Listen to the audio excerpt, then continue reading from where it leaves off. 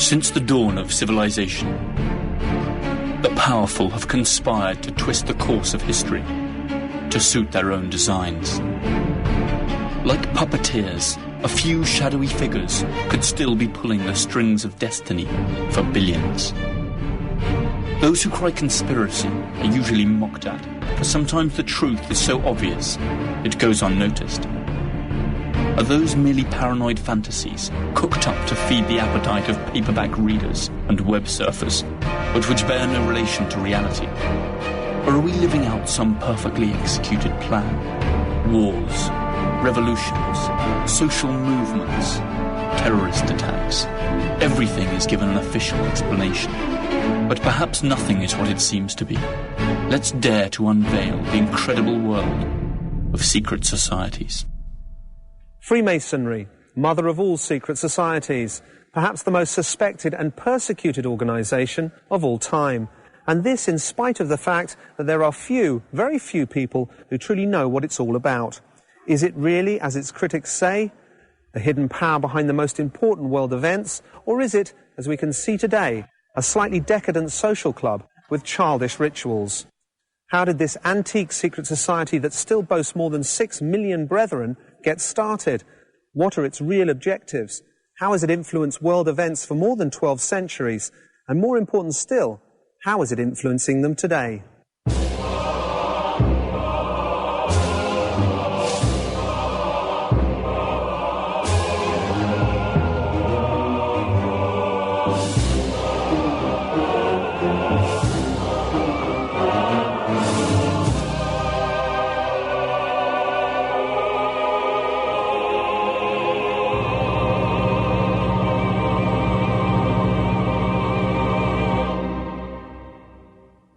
Freemasonry defines itself as an innocent fraternity whose primary objectives is to seek the welfare of humanity through the spiritual elevation of its members.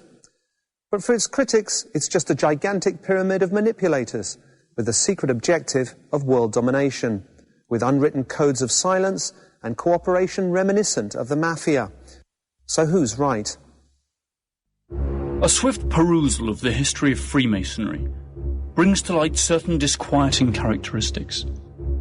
Its impenetrable secrecy, the severity of the penalties for those who break their oaths, the general public's ignorance of its true reach, influence, and real purposes, and most disturbing of all, its obvious participation in many of the key events that have changed the course of history over the last few centuries.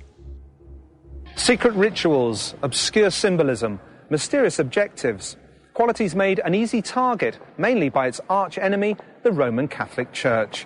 And one wonders, are these real reasons to fear Freemasonry? Or is it all just a matter of groundless accusations, mere incomprehension and prejudice against enlightenment? Why do the Freemasons still maintain such secrecy if they have nothing to hide? So how did it all begin? The origins of Freemasonry go back to the 7th century, when it was founded as a guild of builders, bricklayers and stonemasons, who tried to keep secret their technical knowledge in order to protect their livelihoods. These masons were not the construction workers we might picture today, but technical and artistic masters that could undertake the most prestigious constructions at a time when building technology was limited to a set square, a plumb line, and little else. The original Masons built cathedrals and castles that endured for centuries, surviving wars, earthquakes, time. To the common people of those times, such technical accomplishments endowed the Masons with almost magical powers, powers that had to be kept secret to outsiders. Thin columns that still hold graceful, ogival arches with narrow ribs, towers of hitherto unimaginable heights that scrape the heavens and inspire God-fearing veneration. Chambers with perfect acoustics and overhanging gargoyles to scare away evil spirits. Ratios of strength, beauty, and proportion that even today surprise engineers and mathematicians. The extraordinary knowledge and skills of these men constituted the best-kept secret of all time. The development of projects would take generations to complete, and the accompanying know-how was passed down from father to son, from teacher to apprentice. The full preparation of an apprentice took 7 years and began when he was only 12. After the first 3 years, there was an initiation ritual, and certain codes and symbols were revealed to him. Upon completing the 7th year, he would graduate as a Fellow of the Craft. Only years later would he qualify as a Master Mason. Freemasonry soon acquired a spiritual and ideological dimension that clashed with the value system of its time. This made it the perfect organization to host ideas considered dangerous, ideas that needed to be kept secret at all costs. This earliest manifestation of Masonry is known as operative Masonry, since its members were active builders. Though the society was born in the Middle Ages, Masons were inspired by much older secret societies, some dating from pre-Christian times. Secret societies have existed since the dawn of civilization. They were formed in order to preserve and defend knowledge that afforded power, and to transmit and maintain ideas that offended the powers that be, ideas whose free and open expression might have brought down a death sentence upon a person who simply dared to utter them. A good example was the Pythagoreans, who were organized like a secret society. Pythagoras was a philosopher who lived in Greece in the 6th century BC, and his discoveries had immense influence on Masonic thought. Centuries later, Pythagoras' theorem was of great importance to the operative Masons, as it allowed them, for example, to execute perfectly straight angles. Pythagoras was pursued and murdered by his enemies, but his knowledge persisted, and the set square became the emblematic symbol of Freemasonry that is still used to this day. Operative Masons clearly despise what the clergy had become just a few centuries after the death of Christ. A decadent bunch of sinners too busy looking after their worldly possessions to take time to shepherd the souls of their flock. The same feelings were felt for the oppressing nobility who owned land and life. The irony was that the Masons, ideological antagonists to the persecutory dogmatism of Rome, had in the Catholic Church and in nobility their main client. The old bas-reliefs and ornamentations of Europe's most famous cathedrals still bear witness to the sharp humour through which the Masons left evidence of their disagreement with and distrust of that omnipresent power. In the Church of St. Sebald in Nuremberg, there is a tomb showing a monk and a nun in a pretty compromising position. In the Cathedral of Wurzburg, replicas are found of the famous Joachim and Boaz columns that stood at the entrance of King Solomon's temple. They are fundamental symbols of Masonry, together with Hiram Abiff, the mythological builder of King Solomon's temple, who was murdered because of his refusal to reveal the secret of his art. A genuine coded Masonic signature.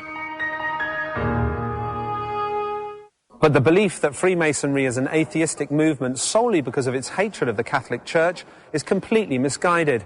The Masons simply wanted to have the liberty to worship God in the way they chose, not in the way dictated to them by Rome. To be accepted into the Brotherhood, every Mason must believe in a unique supreme being, no matter who it is. To accommodate for different beliefs, and in line with their origins as builders, Masons have come to call this being Gao, or Gautu, great architect of the universe.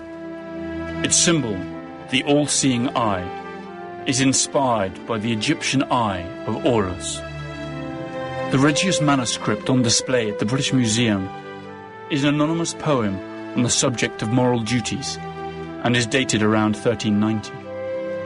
It is the oldest known Masonic document written in poetry and lists 15 commandments, among which can be read, to be honest and speak true, not to steal or protect thieves or murderers, to be wise and strong, and to be able to do all jobs, not to speak evil of the work of other masters, to teach the apprentices that their art is always worthy, to conceal neither falsehoods nor others in sin. The feudal age came to a close, and the Catholic Church stopped being the Masons' major client.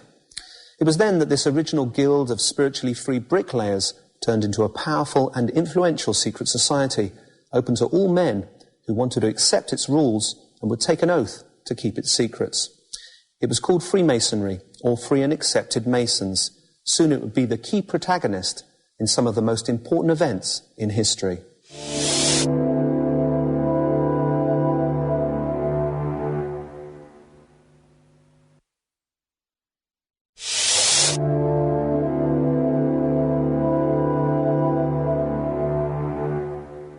Let's recap.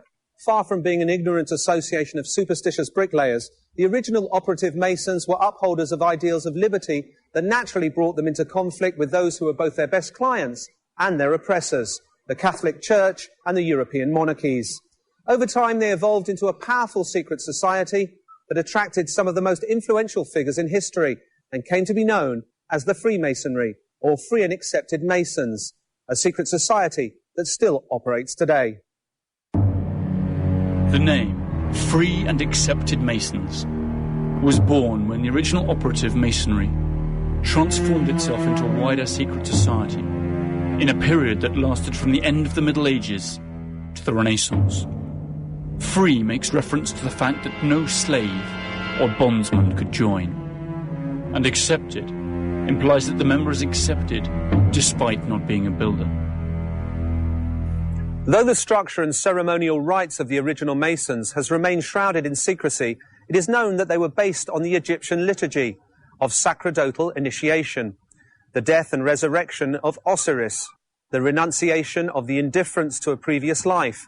Above all, Freemasonry expects its brethren to die spiritually and be reborn as new, superior men. Even today, these original rituals are repeated in an almost identical fashion. First, the profane is led to the chamber of reflection, a room painted black, with a table, a stool and a desk. Upon the table there is a jug of water, some bread and 2 cups, one filled with sulphur, the other with salt. On the walls are the symbols, the sickle, the sand clock, the rooster, and the letters VITRIOL,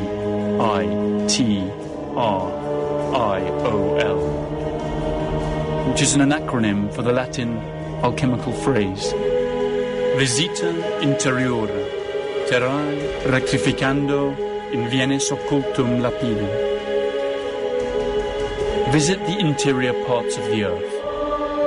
By rectification, thou shalt find the hidden stone. An invitation to an inner search of the depths of the human soul, in silence and meditation. The profane answers the questions: what does man owe to God? What does man owe to himself? What does man owe to others? And he draws his last will. Blindfolded, the candidate is divested of all metallic substances, since metal represents civilization, and stands neither naked nor clothed, and similarly with his right leg uncovered as a sign of humility. His left shoe is removed, also a sign of humility, and a cable tow is placed round his neck as a symbol of what binds him to the profane in the world. After overcoming the tests, the blindfold is removed and he receives the light. Finally, he takes an oath to the great architect of the universe over the Book of Constitutions. A Bible with a set square and the compass on top of it are also used, because Freemasons do not deny the existence of God. They simply reject ecclesiastical institutions. The oath is written on a paper that is later burned. When he receives the light, the candidate is initiated, and the brethren point at him with swords to invest him with positive energies. In some rites, the initiate also receives a sword to symbolically defend himself, to protect the lodge, to attack his enemies, and, curiously enough, to avenge the murder of the last great master of the Knights Templar, Jacques de Molay. Freemasonry is organised into smaller groups known as lodges. We have all heard this word 1,000 times over, shrouded in mystery and distrust. The origin of the first lodge is the most intriguing, since it opens the possibility that Freemasonry might be the continuation of the Order of the Knights Templar, and its rituals the means to hide a 1,000-year-old secret, the content and destiny of the Knights' mythical treasure. The first recognised Masonic lodge in the world was the Kilwinning Lodge, Lodge Number 0, or Mother Lodge of Scotland, and its origin dates back to the year 1140, when the Masons, who were building the neighbouring abbey of Kilwinning, organised themselves into a guild. Scotland has been the epicentre of many events that seem to connect Freemasonry with the Order of the Knights Templar. To understand how, we will need to go back to the First Crusade, when two young noblemen fought side by side to free Jerusalem from the Turks. One, Hugh de Payenne, would become the founder of the Knights Templar. The other, Henry Sinclair, a Scottish knight of Norman descent, would sire a dynasty that centuries later would be of vital importance for the birth of Freemasonry. The Order of the Knights Templar was founded in Jerusalem as a monastic and military order by Hugh de Payennes and 7 other knights after obtaining papal blessing. The Templars excavated the ruins of King Solomon's temple, and legend has it they unearthed a fabulous treasure. Whether or not there is any truth in this legend, the fact is that soon after, they became immensely rich and powerful. Some speculate that they had recovered documents that demonstrated Jesus had left descendants, thus putting the Church of Rome on the rack, who, prompted by extortion or otherwise, granted the Templars enormous benefits. Whatever the case might be, history does tell us that on returning from Jerusalem, Hugh de Payennes visited Scotland, where he established the first oratorium outside the Holy Land, on territory belonging to the Sinclair clan. One legend has it that the Sinclairs, Saint-Clair in French, are Merovingian descendants of an alleged lineage stretching back to Jesus Christ. We have then a precursor of Scottish Freemasonry fighting side by side with the creator of the Knights Templar. This is the first fact in a sequence of coincidences that has given rise to a good deal of speculation. There are more curious facts. The Knights Templar became the financiers of monarchs all over Europe, a profitable but dangerous business that eventually sealed their fate. The persecution of the Knights Templar was unleashed in 1307, when Pope Clement VII, pressured by King Philip of France, who was enormously indebted to them, accused them of several heresies, including sodomy, adoration of the devil, Baphomet, and many other mortal sins. The Knights Templar were persecuted, tortured, and their order finally eliminated. Grand Master Jacques de Molay was imprisoned and tortured for 7 years, after which he was convicted to life imprisonment. Faced with the verdict, de Molay, who was already 70 years old, together with his friend Geoffrey de Charnay, claimed that all their confessions had been obtained under torture and that both they and their knights were innocent. That act of bravery sealed their fate. On the night of March the 18th, 1314, both were carried to the banks of the River Seine and burnt at the stake. de Molay died facing the Cathedral of Notre Dame, praying, proclaiming his innocence, and cursing both king and pope.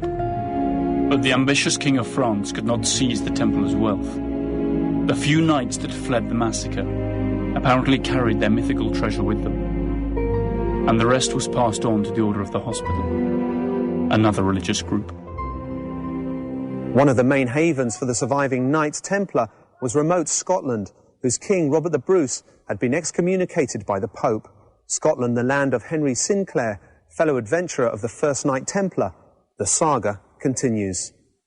In the mid-15th century, a descendant of Henry Sinclair, the Crusader, called William Sinclair, started construction of a chapel in Rosslyn, to the south of Edinburgh. This chapel, mentioned in the bestseller, The Da Vinci Code, was supposedly built to hide the treasure of the Knights Templar in its vault. While this can't be proved, it is undeniable that the chapel is packed with Masonic and Templar symbols, therefore constituting the first ever site where both Masons and Templars left their imprint. Curiously enough, the tabernacle has the same distribution and dimensions of the third reconstruction of King Solomon's Temple in Jerusalem, the very same one that had been excavated by the Knights Templar. Finally, a direct descendant of the builder of the Chapel of Rosslyn, also called William Sinclair, would become the first Grand Master of Scottish Freemasonry at Kilwinning Lodge. This Mother Lodge is erected on the same grounds that had been visited by Hugh de Payens 400 years before. That is, on Sinclair land.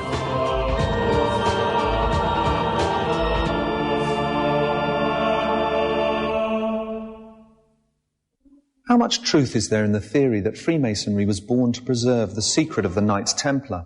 How closely were these organisations really related? Aren't there Knights Templar names and rituals in the York Rite of Freemasonry? Why Knights Templar and not something else? Let's recall the Mason initiation formula. Visit the interior parts of the earth. By rectification, thou shalt find the hidden stone. The Knights Templar dug for years seeking something hidden. Is it all just a peculiar coincidence? It is indeed possible that both Freemasonry and the Knights Templar were intimately related from the time of their origins. But it is also plausible that they became related somewhat later, due to a simple ideological affinity, since both societies shared an anti-clerical and anti-monarchical ideology, and they both knew very well what it was like to be persecuted. Perhaps the mysterious bond between Masons and Knights Templar will never be proven, since those who know Masonic secrets are forbidden to reveal them, for fear of painful torture followed by death. Such is the punishment for those brethren who reveal the secrets of the Lodge. The oath of the 10th degree of the Scottish Rite is just one of the many examples of the brutality with which Freemasonry condemns its betrayers. It concludes, "And in failure of this my obligation, I consent to have my body opened, perpendicularly, and to be exposed for 8 hours in the open air, that the venomous flies may eat my entrails, my head to be cut off, and put on the highest pinnacle of the world, and I will always be ready to inflict the same punishment on those who shall disclose this degree and break this obligation." An oath that one would think twice about before breaking. In the 17th century, Freemasonry acquired such importance that it began to make powerful enemies. Its inner circles became tighter and tighter. Its power to influence society grew in proportion to its expansion. Very soon they began to pull the strings of history, strings that perhaps they still pull today.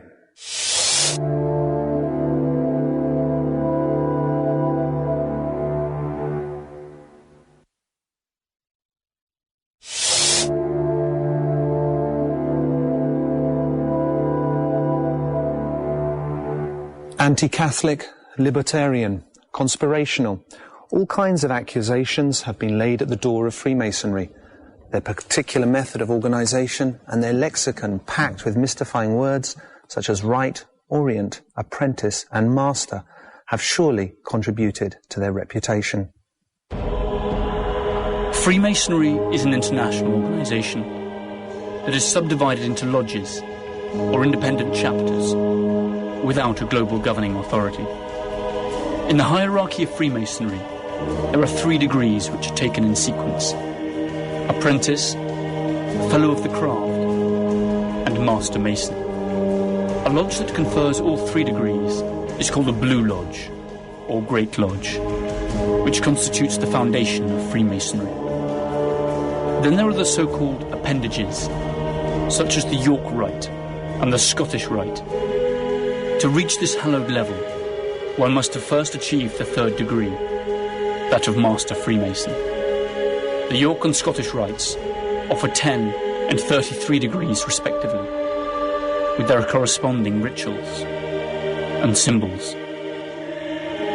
Another offshoot of Freemasonry is the Rosicrucian order, that does share a common origin, but also incorporates mystical elements, alchemy, and other philosophical principles that set it apart from what we understand by Freemasonry today.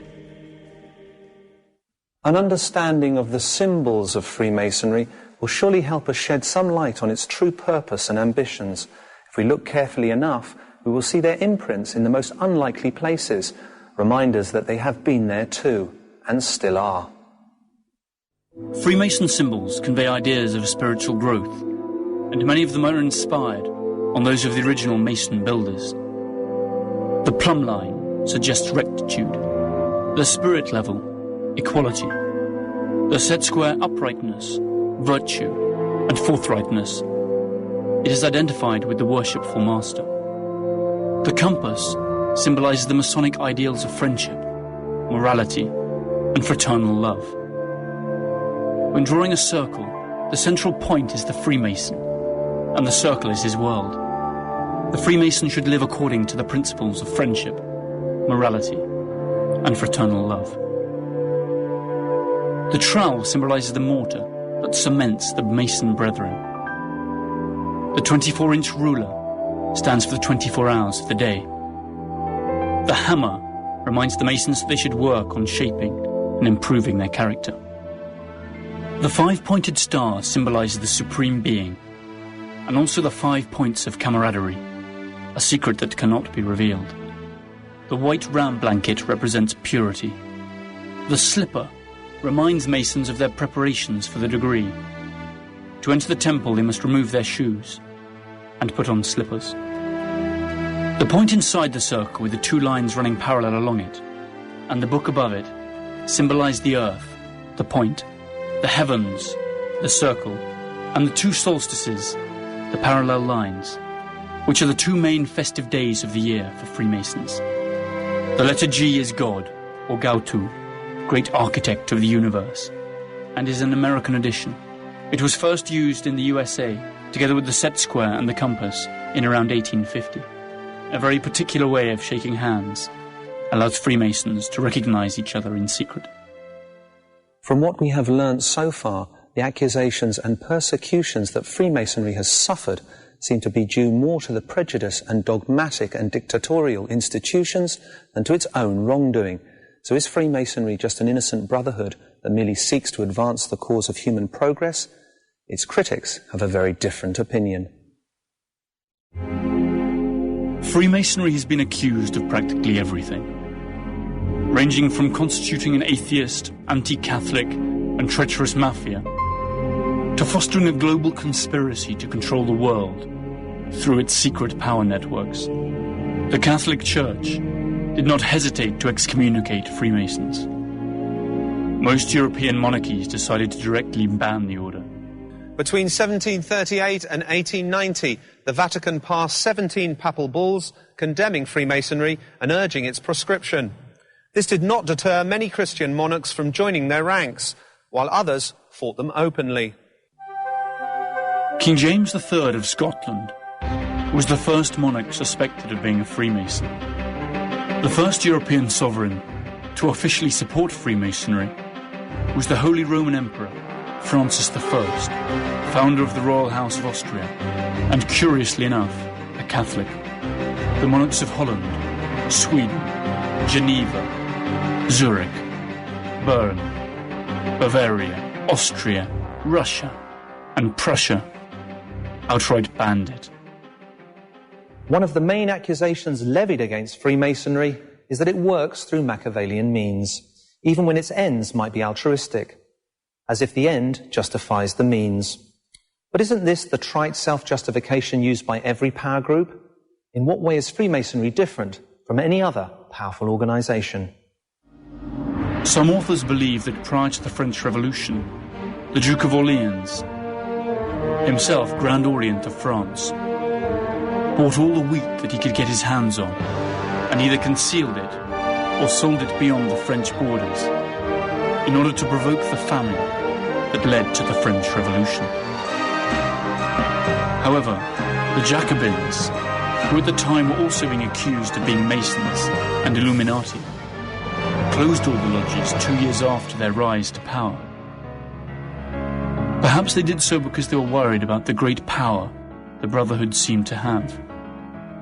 And at the time, French Freemasonry boasted around 630 lodges, with some 75,000 followers.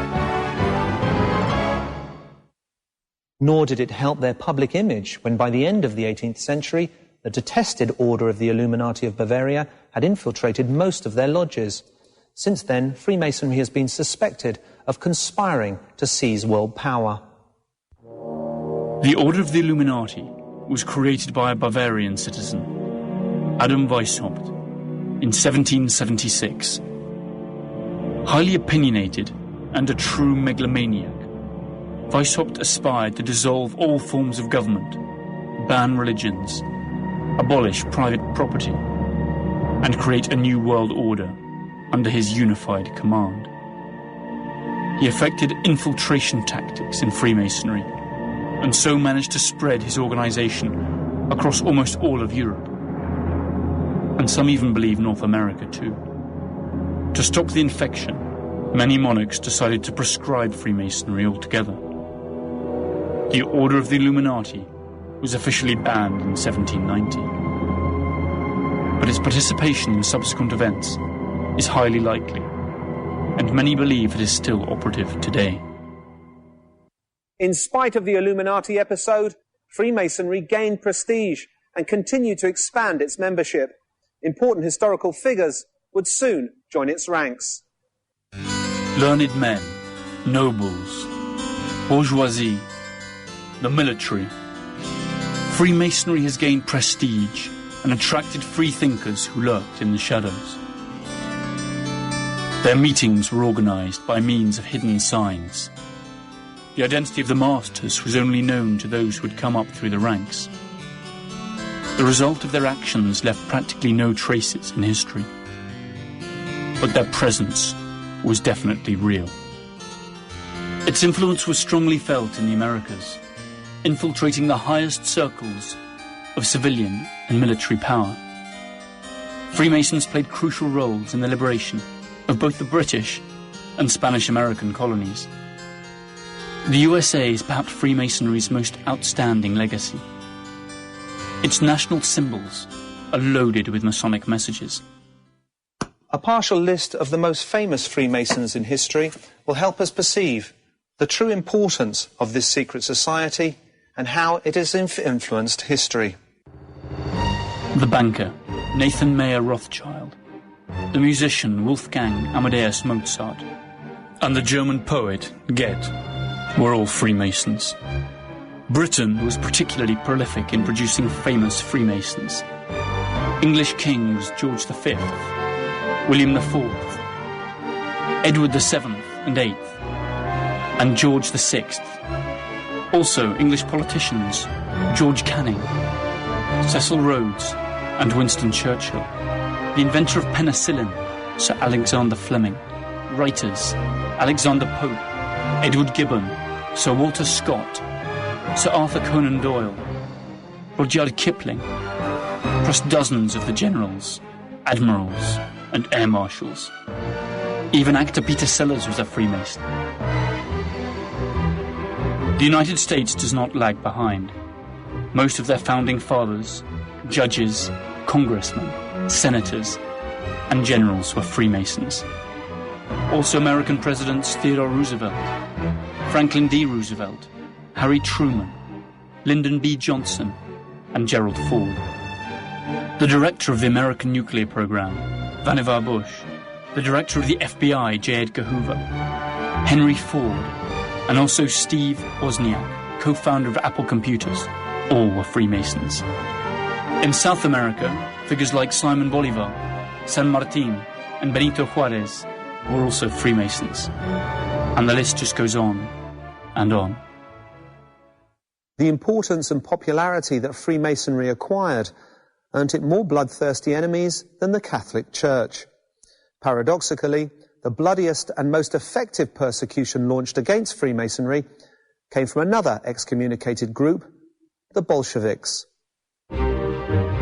Freemasonry actually survived the first stages of the Russian Revolution and was tolerated until 1922, when the Fourth International decreed that it was an ideology incompatible with communism. At that point, some lodges were disbanded and others went underground. In 1926, a strange request from Mason Boris Astromov to Joseph Stalin to allow Masonry to operate under official sanction resulted in the arrest, torture, and imprisonment of known Masons. Freemasonry disappeared totally during the remaining years of Soviet rule. Astromov himself was detained, interrogated, and died soon after his release. Freemasonry disappeared, or survived in the shadows. The first Russian lodge to operate freely again was the Harmony Lodge. And that did not happen until as recently as 1992. In the 20th century, Freemasonry would suffer not only the persecution from the Bolsheviks, but also from the Nazis. It was in this century that the term Jewish Masonic was coined, and the most daring conspiracy theories saw the light. How much truth there is in all this?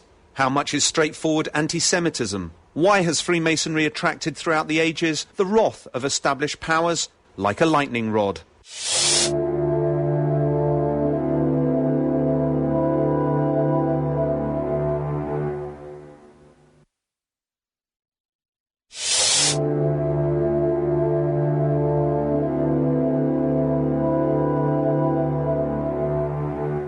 The 20th century was not kind to Freemasonry. During the communist era, it was banned in all of Eastern Europe and the Soviet Union. Its lodges dissolved, its libraries destroyed, its members pursued and imprisoned. It fared no better in Nazi Germany. In Mein Kampf, Hitler proclaimed that Freemasonry had been infiltrated by the Jews, and that it was now their instrument. He wrote that the pacifist feelings and the paralysis of the nationalist instinct were the result of Masonic manipulations. He gave early impetus to what would soon become a long list of anti-Semitic accusations against Freemasonry. Hitler dissolved all the lodges in Germany and accused Freemasonry of conspiring with the Jews to establish a world republic, similar to what the Illuminati had postulated more than 100 years before. In 1935, Goebbels accused 300 members of the Jewish race and Masonic conspirators of having allowed the USSR to enter the League of Nations. 2 years later, he opened an anti-Masonic exhibition that displayed incriminatory objects. In the Nazi concentration camps, Freemasons had to wear a distinctive red inverted triangle. It is estimated that in Nazi Germany and its occupied territories, between 80 and 200,000 Freemasons were murdered. In 1924, in Italy, Mussolini decreed that fascists had to choose between being fascists or Freemasons, and the following year he ordered the dissolution of Freemasonry. The supposed relationship between Judaism and Freemasonry that both Nazis and fascists decried was never proven, but served to stoke racial hatred. The fact remains that Freemasonry was born in the very heart of Christian societies, and only after a number of centuries had passed that it accepted Jews as well as Muslims or anyone who believed in a superior being. A detail that went unnoticed or was simply ignored by both Hitler and Mussolini. Franco's Spain was also an important setting for anti-Masonic persecutions. During the dictatorship of Francisco Franco, Freemasons were tortured and executed without trial all over the country. Freemasonry only became legal again after the death of the dictator in 1975. In more recent times, Saddam Hussein introduced the death penalty in Iraq for those who promote or support Zionist principles, including Freemasonry. What does this tell us about Freemasonry? Judging on the quality of its enemies, there's not much to add. But what about Freemasonry today? At present, it is estimated there are still between 4 and 6 million active Masons distributed among some 100,000 lodges worldwide. Most lodges are now a sort of social club, where charity, ancestral rites, secrets, curious clothes, and even bingo competitions and theme parties coexist. Masons no longer hide their membership to the Brotherhood, and even boast bumper stickers that clearly identify them. Most even have their own web pages. They also donate huge amounts of money to charity. The main problem today is that the young have little or no interest in joining their ranks. Perhaps Freemasonry is being defeated by time. Its ancient liturgy, its moral principles, its opposition to religious authorities who've become less and less important as time goes by, sits uneasily in a culture attuned to postmodernism and the internet, virtual games, individualistic cults, or the insatiable consumer society where the advancement of a man and spirituality have little place. Perhaps their waning also has to do with their reluctance to accept women outside ancillary lodges for ladies. A stubborn archaism that still persists. Perhaps the last and greatest Masonic accomplishment of the 20th century has been the routing of Hitler and Nazism. Roosevelt, Truman, Churchill, King George VI, General Bradley, MacArthur and Marshall, all of them were Masons. Many years have passed since then. However, there are still some events that can be ascribed to Freemasonry, flickers of life that tell us that the giant may only be sleeping. In 1997, British Labour MP Chris Mullin launched a bitter attack on Freemasonry. Mullin was convinced that police Freemasons bestowed special privileges on criminal Freemasons. There was a lot of hysteria in the British press, but in the end nothing was ever proven. In the National Assembly of Wales, it has been obligatory since 1999 for parliamentary Freemasons to reveal their status. Judges and the police have been asked to do so voluntarily. So if Freemasonry today is just a tawdry social club, why did Saddam Hussein persecute them, while in the United Kingdom they forced Freemason policemen and judges to reveal themselves as Masons? Two countries ideologically at loggerheads who've recently waged war once shared a common enemy. Is it simply because Freemasons are an easy target for politicians? Freemasonry has always been characterized by its shape-shifting abilities, for having a low profile, and for going underground at the right time. This strategy has reaped them splendid rewards for centuries. New names, new ways, new members. It wouldn't be at all impossible that they could be applying those same tactics today. Can a society that has influenced the most important events and attracted key historical figures simply fade out of existence? Is it possible that this new silence, this apparent senility, is simply concealing a change of plans and strategies? Our daily life is often affected by decisions that are unknown to us, and Freemasons might still be behind them, without us even suspecting it. Not to mention the powerful manipulation exercised by the media, much of which is in the hands of Masonic brethren. Is it not right to wonder through which channels Freemasonry's subtle messages reach us?